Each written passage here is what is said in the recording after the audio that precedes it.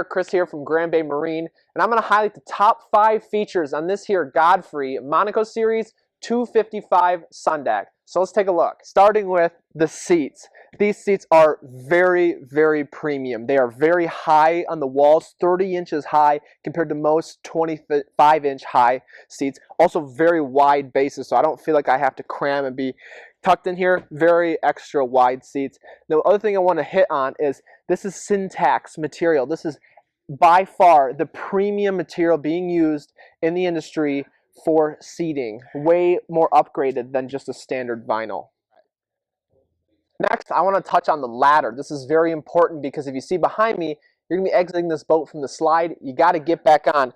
This has a 4-step ladder that goes very deep. It also curves to the shape of a natural staircase, so it makes getting on and off this boat really easy, especially too with these high rails.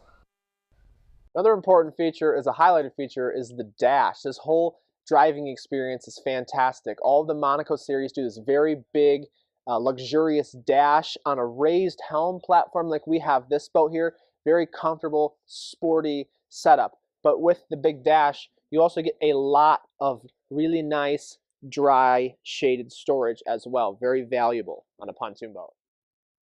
Another feature that highlights itself on this boat is this second deck. So this is their double decker, and they do not cut any corners in doing so. This is a very overbuilt, especially compared to some other boats in the industry. It's all tubular welded aluminum with tons of extra bracing on here, both for styling and for strength. You want to get a lot of people up here to use the slide, to jump off, just to hang out. It's the best place to be. They do not cut any corners with this one. Finally, I want to touch on the exterior of this boat. Obviously, this has a lot of eyeball. They're able to incorporate a lot of different color accenting, which really makes this boat stand out.